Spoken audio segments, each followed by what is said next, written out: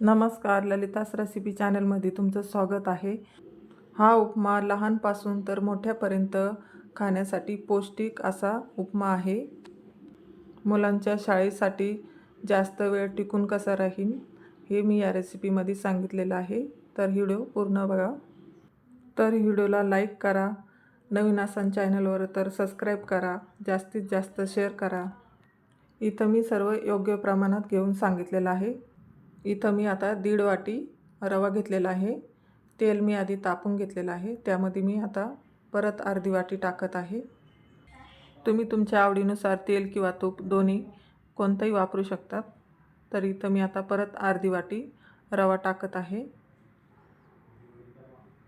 बघू शकता तुम्ही 1.5 वाटी मी रवा घेतलेला आहे। तर हा रवा छान भाजून घ्यायचा आहे। रवा आपल्याला इथं कमी गॅसवरच भाजत राहायचा आहे।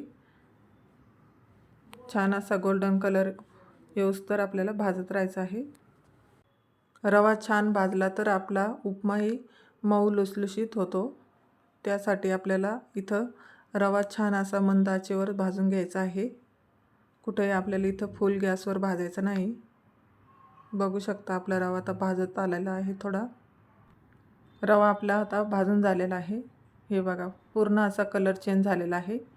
तर इथं आपण लहान मोठे मी 2 मध्यम आकाराचे कांदे घेतलेले आहे, कढीपत्ता घेतलेला आहे, त्यानंतर मिरच्या घेतलेल्या आहे हिरव्या आणि 1 टमाटर घेतलेला आहे। तर मी इथं सर्व कापून घेतलेलं आहे। बघू शकता या अशा पद्धतीने कापून घेतलेलं आहे। इथं मी आता गॅसवर कढई ठेवून तेल टाकून घेतलेलं आहे। तर इथं शेंगदाणे आपल्याला चांगले गोल्डन कलर होऊस्तर इथं तळून घ्यायचे आहे। बघू शकता तुम्ही आता शेंगदाणे छान असे तडतडू लागले। तर आपल्याला एका प्लेटमध्ये काढून घ्यायचे आहे। या अशा पद्धतीने जर उपमा बनवला तर छान असा मऊ लुसलुशीत आणि मोकळा होतो आणि जास्त वेळ टिकूनही राहतो। तर इथं मी उडदाची डाळ घेतलेली आहे।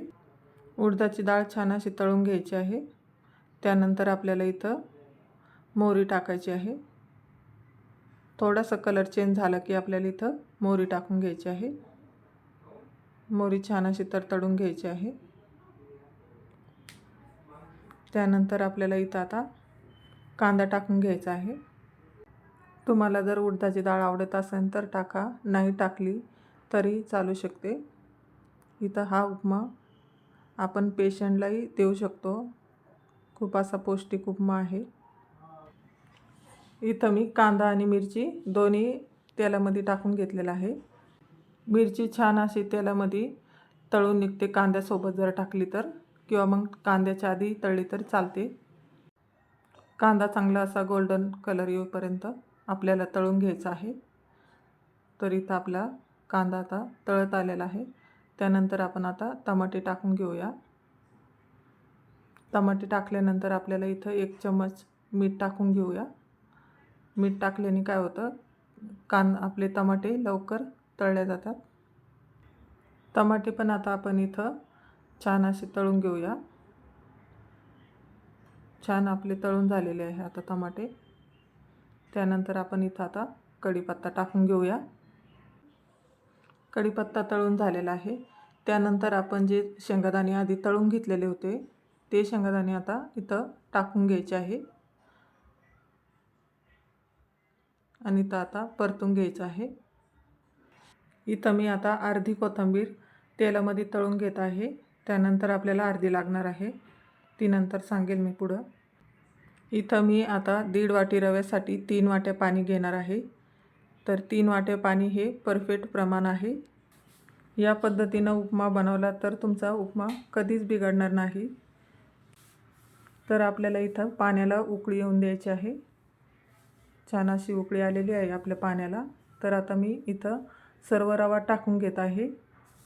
बघू शकता तुम्ही अशा पद्धतीने रवा टाकून घ्यायचा आहे।